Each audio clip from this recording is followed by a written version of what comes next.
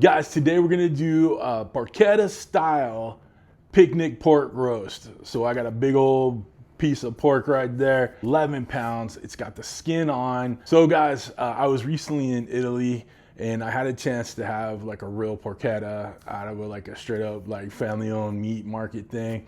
And I was like, dude, this is an amazing flavor, right? Now, a porchetta is normally like a big old piece of pork belly with a bunch of goodies inside, like herbs and garlic and all the salt, pepper, all that stuff. And then it's kind of wrapped around a pork loin, right? Wrapped up, tied up, and then roasted off, right? I love all the flavors of that. And I actually saw this big old picnic roast and I'm thinking it had the skin on. We can kind of do the same effect with it as a normal porchetta, just, you know, keeping the bone in and, you know, not, you know, doing twine and all that jazz, right? So just a little something I wanted to try, and spoiler alert, it turned out really tasty, okay? Real quick, I wanna throw it out there. I wanna thank this week's sponsor, BetterHelp, but more on them later. To get to where we are today, I need to go back a few days and prepare that pork picnic shoulder. First thing I'm gonna do is get it out of the package, dry it off, all that jazz. And then we're gonna take a really sharp knife and cross hatch those skin. We wanna make sure that marinade gets deep into that pork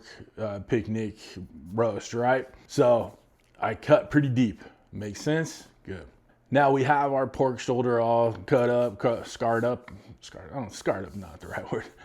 Crosshatched, right? And now it's time to make that marinade we're gonna use on this picnic roast, okay? So I took about 4 or 5 sprigs of rosemary, fresh rosemary right off my bush out there. Chopped that all up nice and fine, right? And then I got some dried oregano. I actually brought that back from Sicily, so it's Sicilian oregano, but you know, use whatever oregano you have. Got that in the bowl. We're going with little red pepper flakes because I want a little spice to it. Not so much is gonna blow your mind, but just enough in there, get in the back of your mouth and be like, there's a little flavor there, right? Right. I took about 4 to 5 decent sized cloves of garlic and cut them in half. I put them in my garlic press and then I used my knife and gave it another fine mince through. I don't want, you know, such huge pieces of garlic in there, so I just minced it up real nice. Put a couple big pinches of kosher salt in there and a bunch of cracked black pepper, okay? That's to taste, you know, it's a big piece of meat, right? So you want as much salt as you kind of get on there.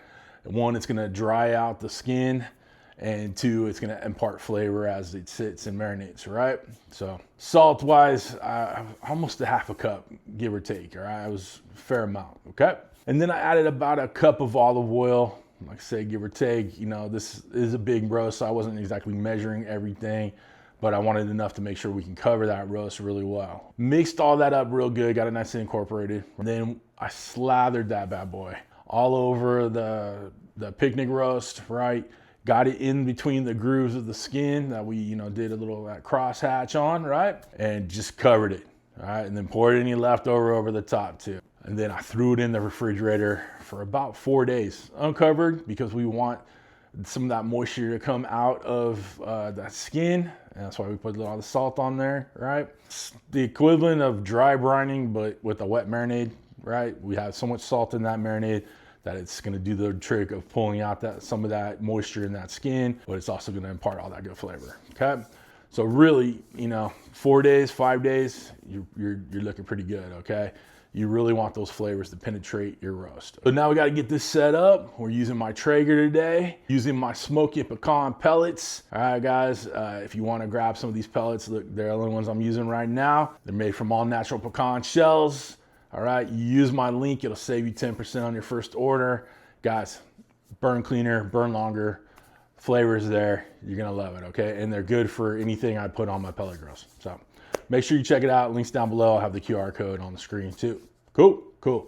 Now, before we get started with getting that roast out there and on that pit, let's get a word from this week's sponsor, BetterHelp. Listen, y'all, if you've watched my channel over the years, you know that I value mental health. Guys, BetterHelp is an easy way to get back to working on your mental health. All you do is take a short quiz and they match you up with a licensed therapist. And one of the things I love about having access to BetterHelp is that you can do your therapy on the phone, you can do it over the computer, you can do it on the text.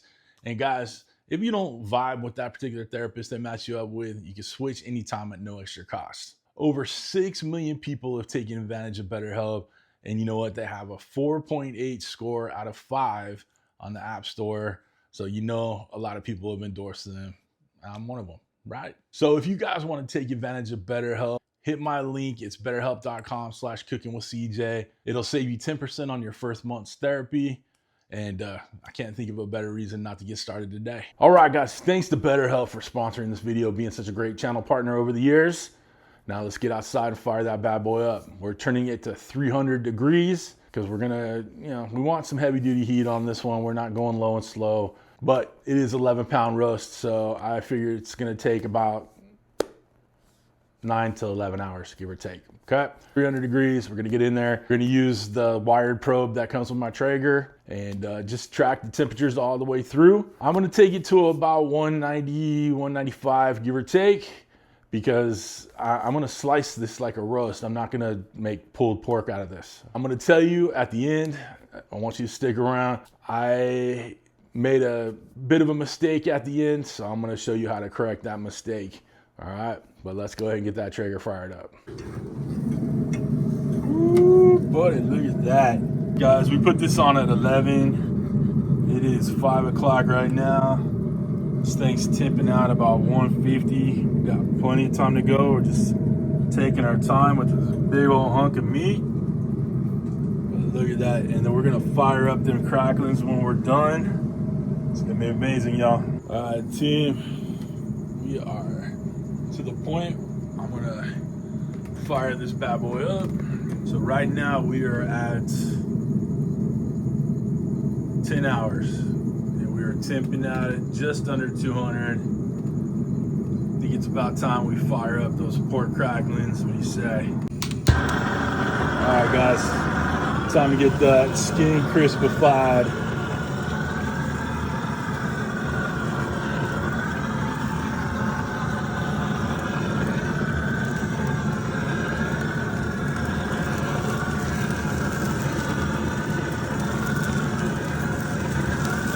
Do not try this at home.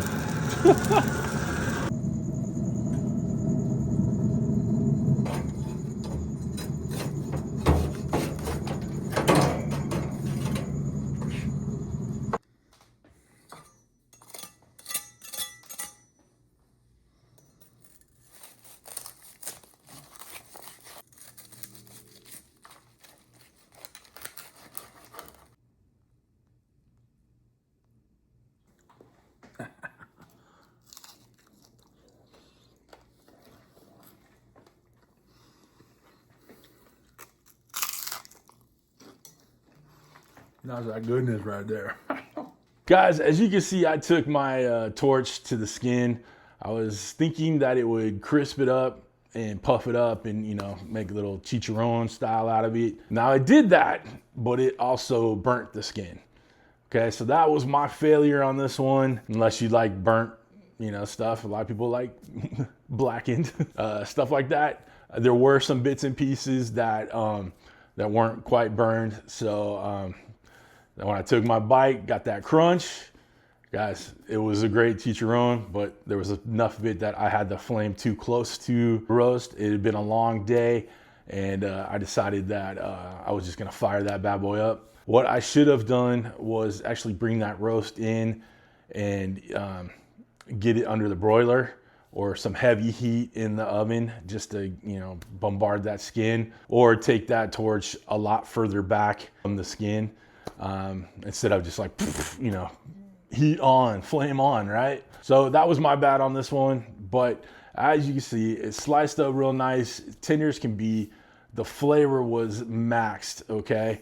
Letting it marinate for those 4 days, took it over the next stop, the next level. I put a little extra salt when I sliced it up. So good, guys. Family loved it. It was a great way to do one of these picnic roasts. I think the next time I'm actually gonna go buy the pork belly, the loin, and make an actual porchetta. But guys, not bad at all. I messed up the skin quite a bit, but other than that, pork was really great, juicy, tender. You're gonna love it, okay? So guys, go ahead and make this one, all right? All right, guys, for anything I use in my video, links down below, check it out. Thank you to BetterHelp for sponsoring this video. But other than that, guys, we're done. Listen, I hope you have a wonderful, wonderful week. Thanks for stopping by. Thanks for cooking with CJ. Take care.